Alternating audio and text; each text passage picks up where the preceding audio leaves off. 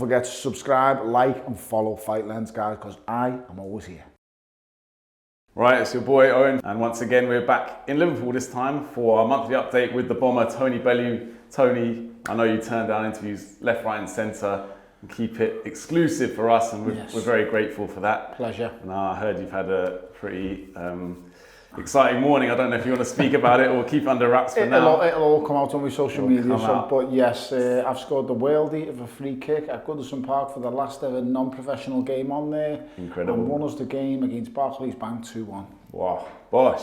Up the toffees. Yeah, come on the toffees. There's only one game left, as you said, at Goodison Park. But Everton are above Spurs and Manchester United in the Premier League table, so don't forget that.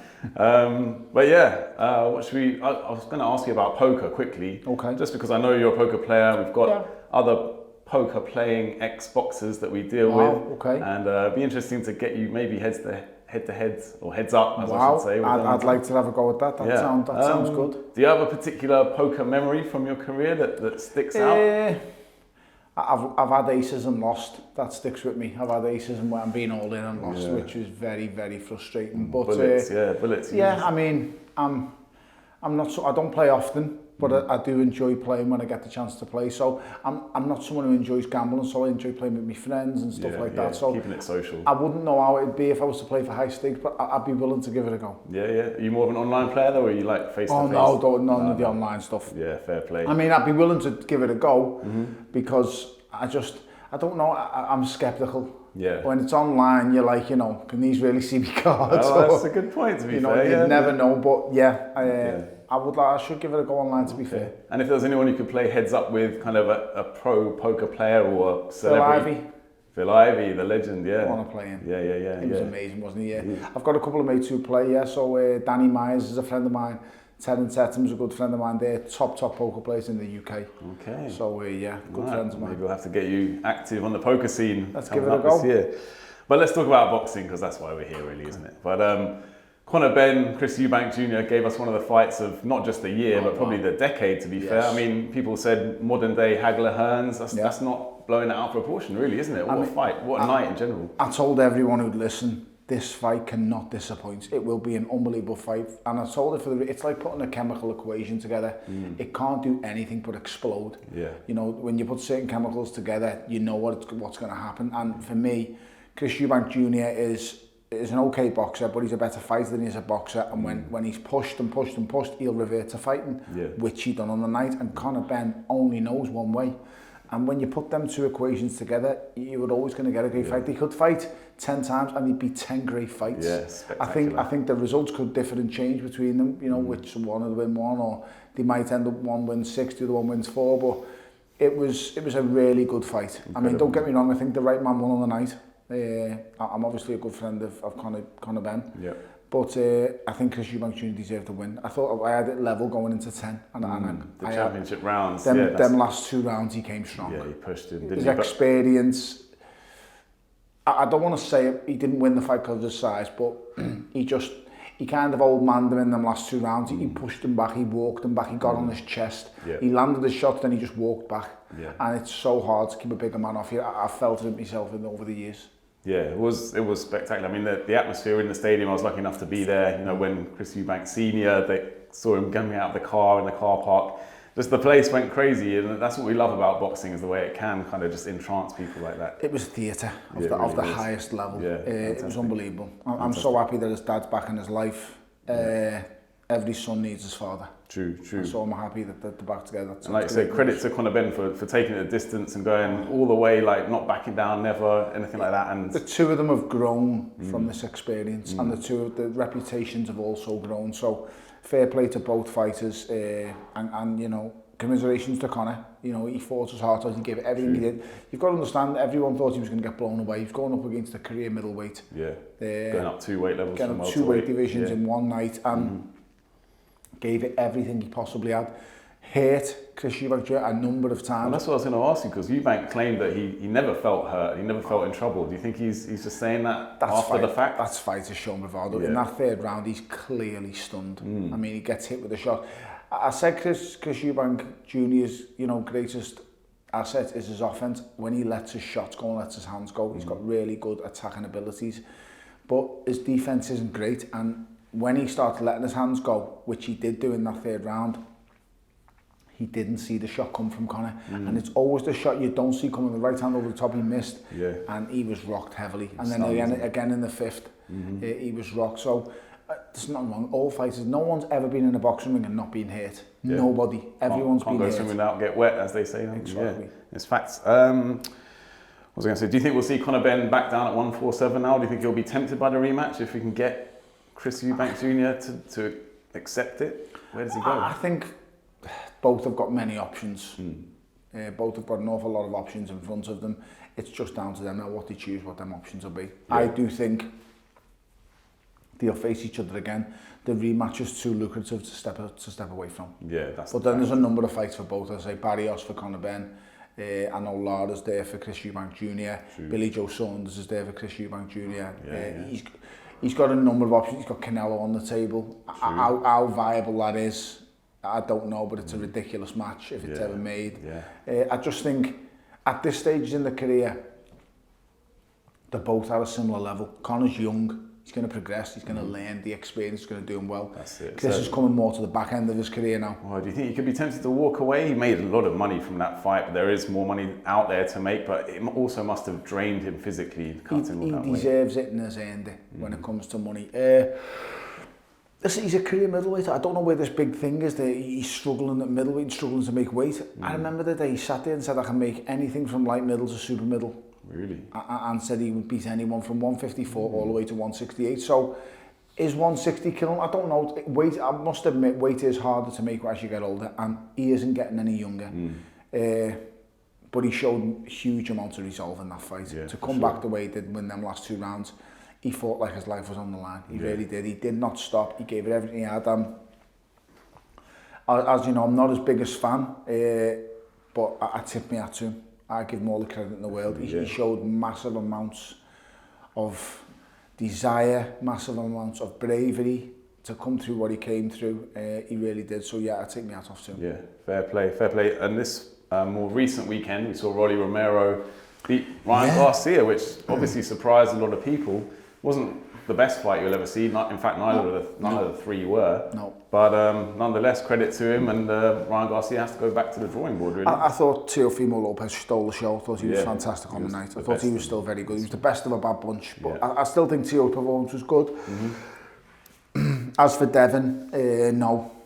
He wasn't at it. And as for Ryan Garcia, just wow. I mean, I seen a clip with Timothy Bradley, who I respect immensely, saying that these fights are made soft because of the money, and I kind of felt it was a bit of hating from Timothy Bradley. He's missed the kind of era. You know, because now it's nothing to do with money, because when you get in the ring, no one's thinking about the money. Well, I weren't as a fighter, and I've never come across a fighter who, it's all about the money until the contract's signed. Once it's agreed, the money's no longer a factor. When you get in that boxing ring, it's mano v mano, it's man v man. You don't think about the money, you don't think about the prize. No, that's and for me, I didn't like that from Tim Bradley, because I just thought it was wrong. And you're having a pop and saying, you know, the low punch outputs. It's quite simple. Styles make fights. That's it, yeah. It's always been the case. It's never. Don't deviate away from that in boxing. Styles will and always have made fights. Exactly. Like we saw with Conor Benn and Chris Eubank Jr. Everyone knew it was a power kick waiting to explode. It was going to be a phenomenal fight. You know, when you've got the likes of Skull versus Canelo, and he's constantly, he doesn't want to know. He's not going to meet Canelo in the middle of the ring. He's not good enough to do that, and he's not strong enough. So why is he going to do it? He's going to fight to his best attributes, which is on the back foot with plenty of movement. Rolly Romero, you know, it's similar to him. He's going to fight it for his best attributes. Yeah, I think, like you said there, Canelo actually turned down fighting William Skull 18 months previously, because he said it's not going to be a good fight. It's going to be just defensive and kind of slightly on the back foot, both fighters. So maybe you can see that come to I just don't like the way everyone's jumping on the bandwagon now. I've seen De La Hoya doing as well. Everyone in the career, there's not a fighter who's ever lived being a world champion who's not been in a bad fight. No. Every one of us has been in bad fights. Because at some point, no, you can't be a thrill but ultimately, you're going to get either a mandatory, or you're going to try and win a world title. You're pushing on in a contender slot, or you're fighting a fan eliminator. I fought a guy called Isaac Chilemba. He was a nightmare to fight. He was so quick, but so negative with the way he fought. He just didn't want to know. Right. I fought Nathan Cleverly in a rematch. He didn't want to know. He went on the back foot. The dreadful fights. Now, it takes two to tango. So I feel for some of these fights. I feel for Canelo. You know, I feel for Devin Haney. But you've also got to take some responsibility yourself. You've got to press the fight. If you're like against Nathan Cleverly in the rematch, I pressed the fight the whole night. I walk forward. He just didn't want to know. I can't force him to fight. No, he wants to survive. Against Isaac Shalemba, I got on his chest the whole night and just bullied him and beat him in the rematch. These are what you've got to do as a fighter. It might not be pretty, it might not look good, but you've just got to find a way to win. Find a way to get your hand raised. That's it, isn't it? That's all you've got. Do you think Ryan Garcia kind of had an eye on the rematch with Devin Haney going into that fight? I know you shouldn't as a fighter look too far ahead, obviously, but sometimes it's hard not to, I'd imagine. I mean, listen, to be totally honest, I don't know where Ryan Garcia's head's at full stop. With some of the ludicrous things he comes out with some of the crazy things some of these fighters say. It's just, it bewilders me at times with what they're saying. So, I mean, listen, I'm all for the mental health check with fighters, but I've seen fighters coming out with racist shouts. I've seen fighters coming out with saying all kinds of nonsense. I don't like it. No, so, and that ain't nothing to do with money. That's not. It's just, you know, it's got to be. They've got to be sanctioned and dealt with for some of the things they say or some of the things 100%. They do. And yeah, that's the way it goes. Yeah, quick fire question. I think you've said in the past, Ryan Garcia's got the best left hook in boxing. Yeah, right now. Who do you reckon had the best right hook, or has currently got the best right hook? It's a difficult right hook or right hand? Right hook, because I suppose we're going punch for punch. Left hook Garcia, right hook. Can be a heavyweight, it can be anyone really. Just put you on the spot there. Daniel Dubois is up there. It is, isn't it? Yeah, Daniel Dubois' right hand is an extremely dangerous shot. He's very powerful. And Nue is another one. Yeah. He put on a decent performance on Sunday as well, once again. There's a number of fighters that I like. As I said, but for the one shot, Daniel Dubois' right hand is probably the most deadly right hand in boxing devastating. Right now. We might get to see it in July at Wembley Stadium. It is devastating. Yeah. It is. If he can land it, it's devastating. But you know, he's got to believe in himself more, in my opinion. True. I think Frank Warren's believing a lot more in him now. I think he said if he loses that fight, he's going to give Alexander Usyk his £200,000 Bentley or something. It's just buttons compared to what he's been making, so fair play. Yeah, fair point. Do you think we're seeing a different Daniel Dubois now, though? Yeah, no, I do. I do think he's massively improved. I think he came of age against AJ. Personality-wise, he's looking a bit more. I just think, you know, against Jarrell Miller, he's shown he can come through tough moments. True. Jarrell Miller wasn't active enough, and Jarrell Miller doesn't punch hard enough. He'll come across a completely different skill set than Alexander Usyk. You got to remember he's been in there with him already, we all know what happened last time. Yes, true. I don't want to hear this stuff about low blows. It's called a protector for a reason. If you hit a protector, guess what? It's low. Yeah. The protector, as long as the protector's in the right place, where it always is with Usyk, you can do all your video editing you want. I've fought him, I know what he's like. The guy hasn't got a cheating bone in his body. The protector's always on point. Yeah. You do rise up in fights through no fault of their own, but ultimately that shot was low. I don't care what anyone says. I think the ref definitely helped a little bit, didn't he? Gave him that extra time. Even when Usyk was ready to fight, he said no. Listen, I also believe that had the referee gone, that's good, he's getting up. He's played the shot. Yeah, and he's got every right to.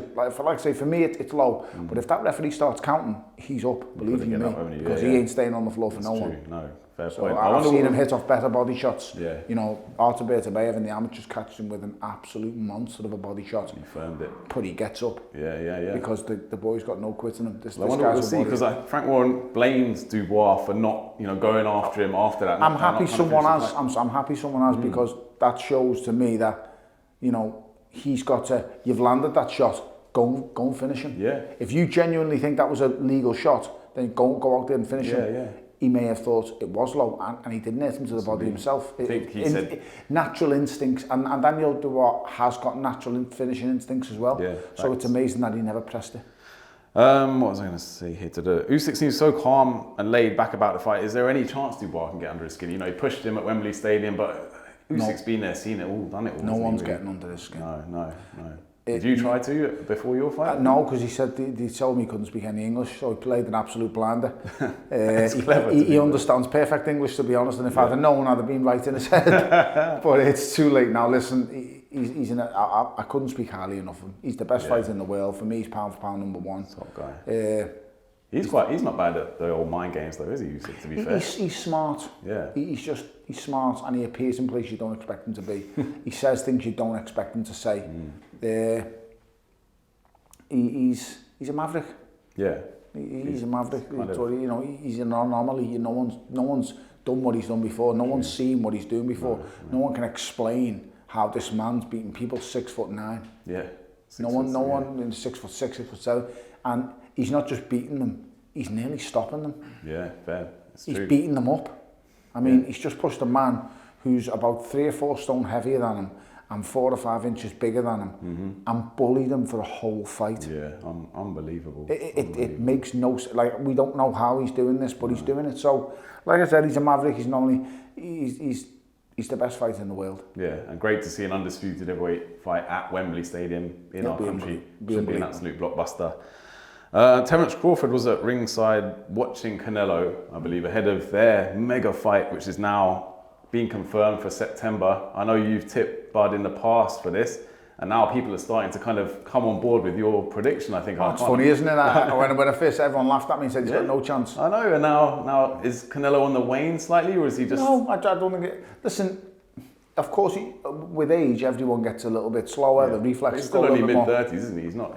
He's not old by any stretch of the imagination. No, he's an exceptional fighter, Canelo. But the way that everyone will think is weight classes exist for a reason, and they're thinking Bud's going up too much. Bud's actually big.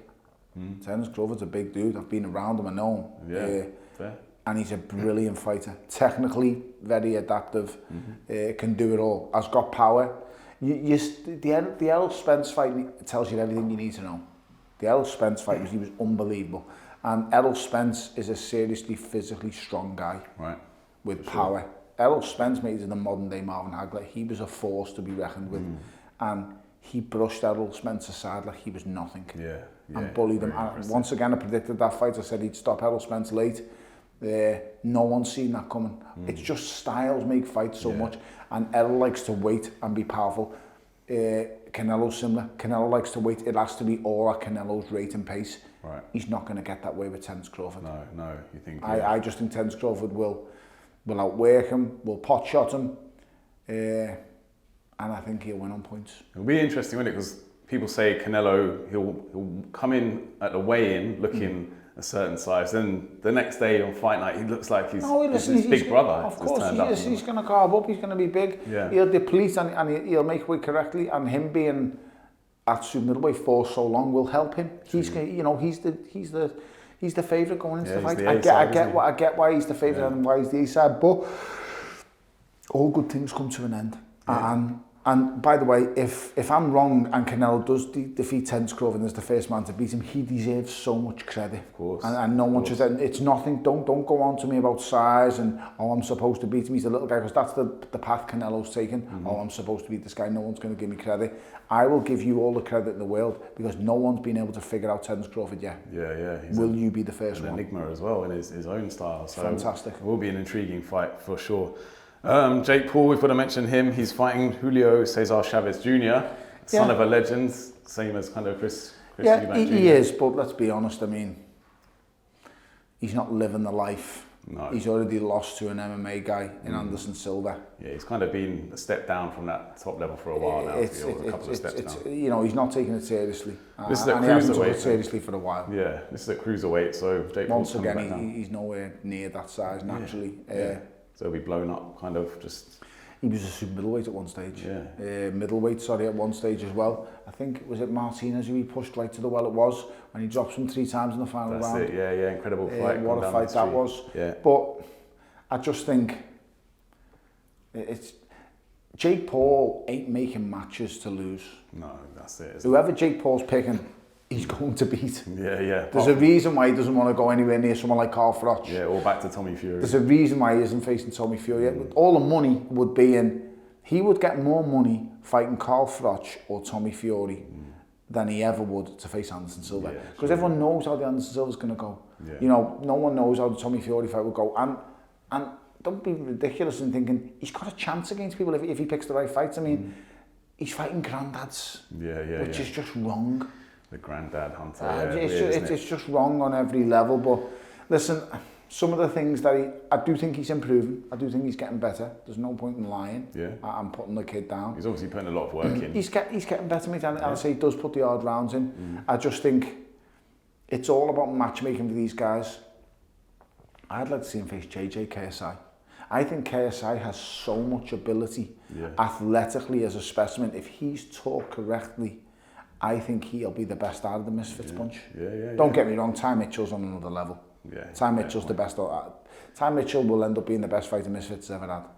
Ty Mitchell's exceptional. Ty Mitchell is a brilliant fighter. I know because I had him in for sparring for many years, and he's a very good fighter. We'll see where he goes. Trust me, he will go somewhere. It's a shame KSI had to pull out of his fight with Dylan Dennis. That would have been. It is, and I like JJ. I think listen, I like what they all do because my kids love them. I don't really know much about the YouTube guys and stuff.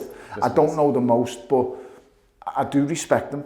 And I do think they are doing brilliant things in certain phases. I just didn't like the Jake Paul thing and the Mike Tyson stuff. That was horrific. Far, wasn't it? Badu Jack wants a piece of Jake Paul as well, apparently. Does he?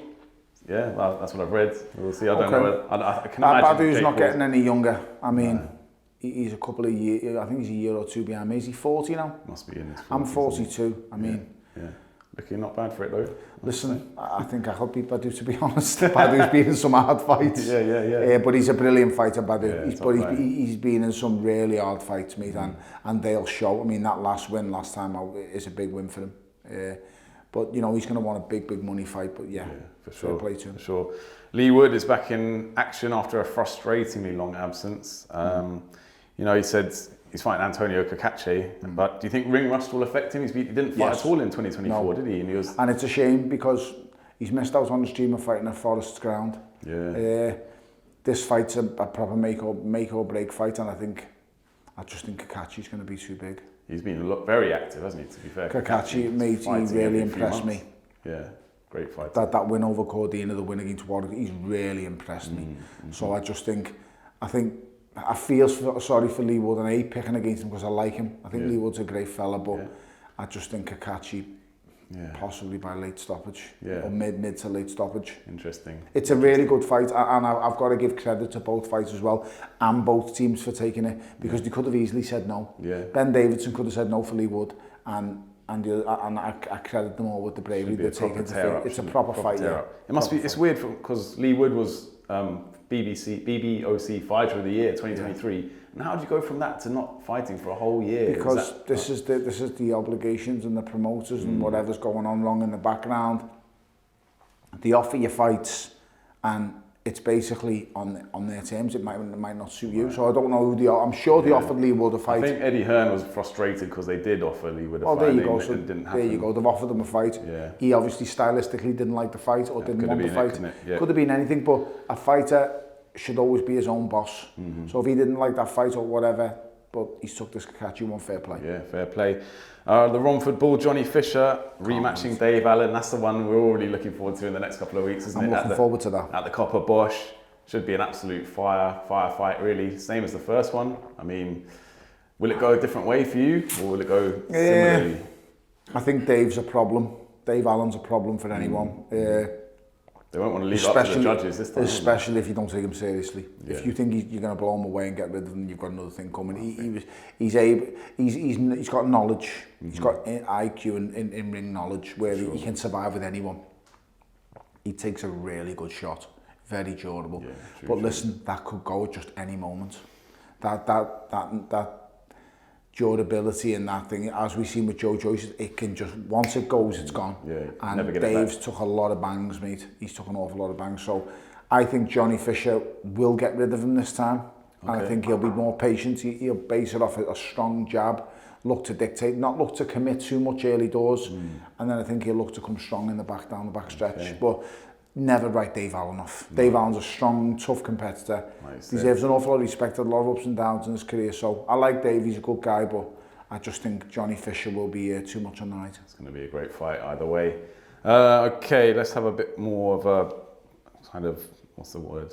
Question that's outside the box a little bit. Who is the biggest rising star of British boxing at this point in time?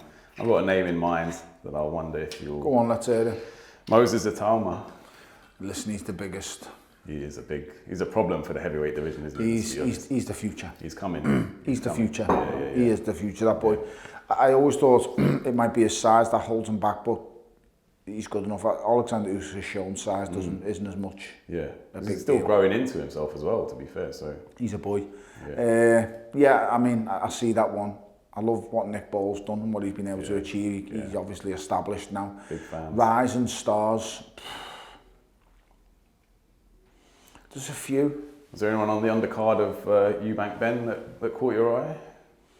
Oh, listen, that kid, McKenna. Aaron McKenna, yeah. He's a good fighter. Yeah. He's a good fighter. Liam is past his best, but doesn't matter. Top that performance. McKenna, his work rate, he didn't lay down, he didn't stop, he kept going. He's a good fighter. Yeah. There's a few out there. I think Moses Itoma's fighting Mike Balogun next, who's a former NFL linebacker, but he's got a decent boxing record as well, so that'll be good. That's on the undercard of Josh Taylor. Is that a step backwards after what he done to Marius Wack? Possibly, but I guess he's just trying to stay active, isn't he? Keep his name out there, keep in the ring. He's a very good fighter. As long as he will be managed well. He will be looked after. I mean, Frank's got a reputation of how he builds his fighters, so you've just got to say fair play. He does. He builds them up. And he won't throw you to the wolves unless he is 100% certain you can win. It's very rare he lets his fighters off the leash and they're not ready. I saw you were campaigning for Stockbridge ABC, I should say. Yeah, was that's that my first gym I ever started before you moved to Rotunda then? Yeah, I see, okay. I only ever boxed at two gyms, Stockbridge and Rotunda. Once I walked in the Rotunda doors, nowhere else was the same for me. Right. Everything else was different, but I started Stockbridge ABC with Mark Kinney and Smogger, and great gym, brilliant people. Okay. Me and Jonesy, Peter Jones, used to train together all the time, good fighters. Rocky Fielding was in there as a baby, he was a good kid.